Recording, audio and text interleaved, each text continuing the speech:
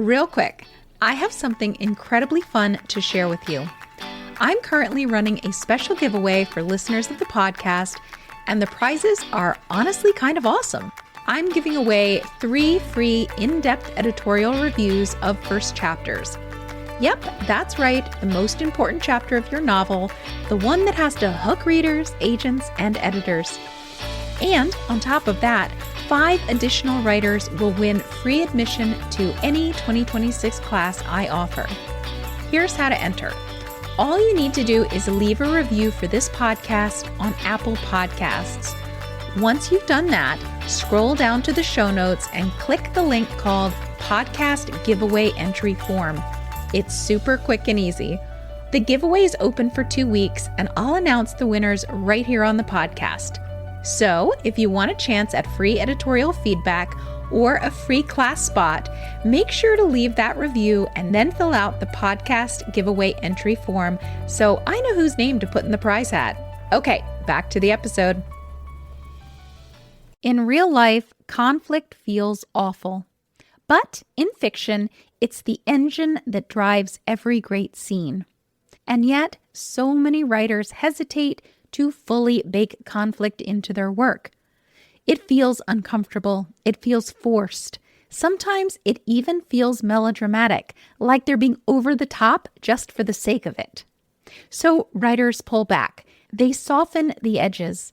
They let scenes unfold without any conflict at all. That's why in today's episode, we're unpacking exactly what kind of conflict your scenes actually need, and how to use that conflict in a way that feels natural, purposeful, and impossible for readers to ignore.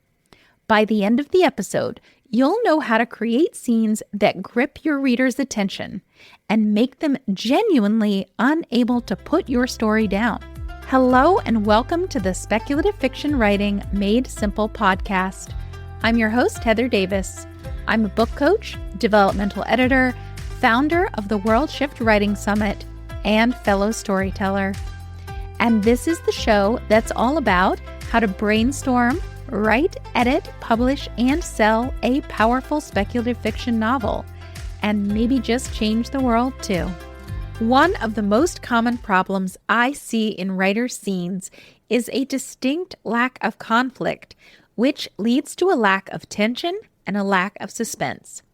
I mean, sure, the protagonist might have a clear goal, and they might even be actively pursuing it, but somehow everything still feels flat. There's no friction. There's no conflict. The stakes are vague. The characters mostly get along, and the obstacles, if they appear at all, are easily overcome. The protagonist either accomplishes their goal or fails to accomplish their goal with very little resistance. Yawn. Instead, I would love for you to be able to create scenes where the conflict is built in, where it takes center stage and feels truly authentic to what's happening in your story.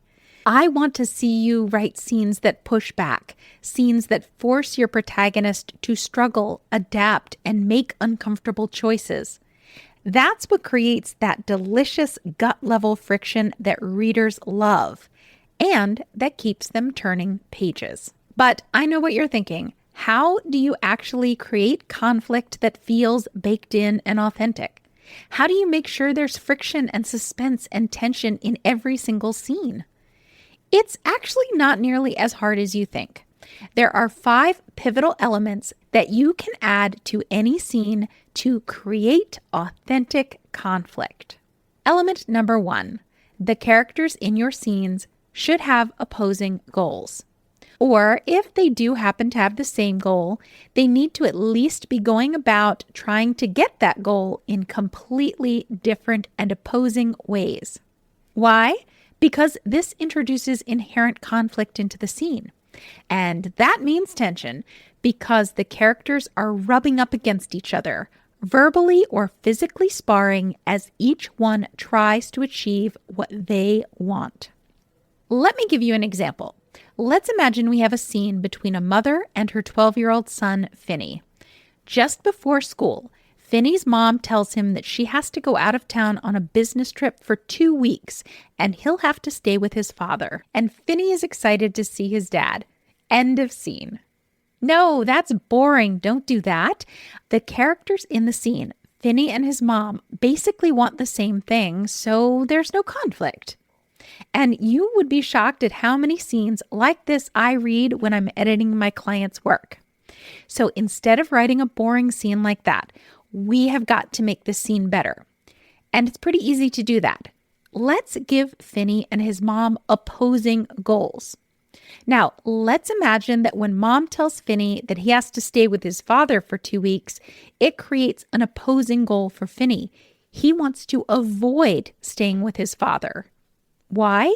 Let's imagine his father has a drinking problem, and Finney recently found out that dad is drinking again, and he knows that his dad becomes violent when he drinks, so of course he doesn't want to stay with his dad for 2 weeks. Okay, great. Now Finney's goal is in direct opposition to his mother's goal, and suddenly things are far more interesting as she pressures him to go and he resists. All right, let's move on to element 2. Your scene needs stakes that feel real. Stakes are what your protagonist stands to gain or lose if they fail to achieve their scene goal. And without them, a scene doesn't feel like it matters, right? If there's nothing at stake, it doesn't matter what happens. So we have to add stakes. So let's go back to Finney and his mom. Even if they have opposing goals, if there are no real stakes, the conflict still falls flat. For example, Finney could simply tell his mother that his father is drinking again. She cancels the trip. Problem solved. Boring. We don't want to do that. So instead, let's layer in some stakes. Let's imagine that if Finney tells his mom the truth and she cancels the trip, he knows she'll get fired. And she's a single mom. So losing her job means that she won't be able to afford rent, which means that they would be homeless, which means that custody of Finney would go to his father. Ugh. Now we have a protagonist with a goal and a constraint that's directly tied to the stakes. Here's Finney's new goal with its constraint. Finney wants to avoid staying with his father without telling his mom that his father is drinking again, because if he tells her that, she'll cancel the trip and then all this bad stuff will happen. He doesn't want those things to happen, so he has to try to avoid going on the trip without telling her about his dad. Now, that has bite. Watching Finney try to achieve his goal under those conditions is inherently tense, and it naturally breeds tension and suspense. All right, let's move on to element 3. Your scene must have obstacles that escalate and complicate. Obstacles are all the things that stand between your protagonist and their scene goal. Because let's face it, if your protagonist can easily achieve what they want, readers are going to feel let down. They're going to feel bored. Okay, remember Finney. He has a goal with a constraint that is tied to the stakes. But watching him try to avoid staying with his father without revealing the truth to his mother is only interesting if obstacles keep getting in his way. Because we can't make things easy on him. If things are easy on him, it's boring. So let's go ahead and throw some obstacles in, and let's make sure that every time Finney overcomes one, a bigger, badder one shows up. Okay, for Finney to achieve his scene goal of avoiding staying with his father without telling his mother the truth, he first suggests that he just go stay with his best friend's family for those 2 weeks because he and his best friend have a big project coming up in school anyway. Now, if his mother agreed to that, if she said, "Oh yeah, Finney, go ahead and stay with your best friend, that's a great idea," the scene would end too quickly, too neatly. There just wouldn't be enough tension because we wouldn't have enough obstacles. So instead, let's imagine that mom tells him that his best friend's family is out of town. Now Finney has to pivot. He has to have a new approach. So he suggests that he just stay home alone. He's 12 after all, and he's pretty responsible. But his mom says absolutely no. She can't leave him alone for 2 weeks. That's too long. Anything could happen while she's gone. And besides, he wouldn't even be able to get to school on his own since they live so far out in the rural area. Now he's desperate. So Finney makes one last attempt. He says that he can just go with her. The teachers would allow him to make up his work, and he would get to spend quality time with his mom, which would be wonderful. But again, this isn't going to work. We're throwing some more obstacles in his way. So she tells him that she wishes she could let him go, but she's sharing a room with a colleague. And besides, there's absolutely no way she could afford a second plane ticket anyway. Now that is a fun and conflict-filled scene, right? Because now we're watching a protagonist with a clear goal, with real stakes, and with an unbreakable constraint try again and again to get what he wants. But every attempt just tightens the tension because it doesn't work. That's how you build in conflict that feels authentic. All right, let's move on to element 4. Your scene needs a ticking clock. Time is a delicious source of conflict. Watching a character try to achieve their goal within a tight window of time is just so darn satisfying because readers can almost hear the clock tick, tick, ticking away. Let's go back to Finney and his mom. If she simply said the work trip was happening sometime soon, the conflict dies immediately. And so does the tension and suspense, because it suddenly feels like a vague annoyance rather than a looming threat. Sometime soon means it might not really happen at all. So instead, let's imagine that Finney's mom tells him that the trip is spur of the moment and that she has to leave immediately. His father will be picking him up after school that afternoon. Yikes. That means Finney only has this one conversation to save himself from the reality of staying with his father for 2 weeks. Can you feel Finney's anxiety now? I sure can, and readers will too. All right, we've arrived at the last element, element number 5. Your protagonist should face a hard decision. Why? Because stories are inherently about change, which means that by the end of each scene, something important should be different. Let's go back to Finney's predicament. He wants to avoid staying with his father without telling his mother that his father is drinking again.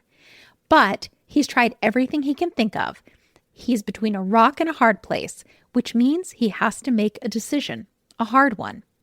Either he stays with his father and risks abuse, or he tells his mother the truth and risks her losing her job, their home, and maybe even custody of him. And that decision, whether to go stay with his father or to tell his mother the truth, is what turns this scene into a story in and of itself. It's also what makes a scene riveting to readers, because no matter what choice Finney ultimately makes, readers will feel surprised, anxious, and absolutely ready to keep turning pages to the next scene. Okay, my friends, that's it for today, but don't disappear just yet, please. If you're not on my email list yet, please go fix that immediately by clicking on the link in the show notes. Because if you're on my email list, that's where I give away my free classes. That's where I tell you about my paid classes. That's where my free writing sprints show up. And that's where I give you all the writing magic that I have. It's a very fun place to be. And honestly, future you will be very glad you joined.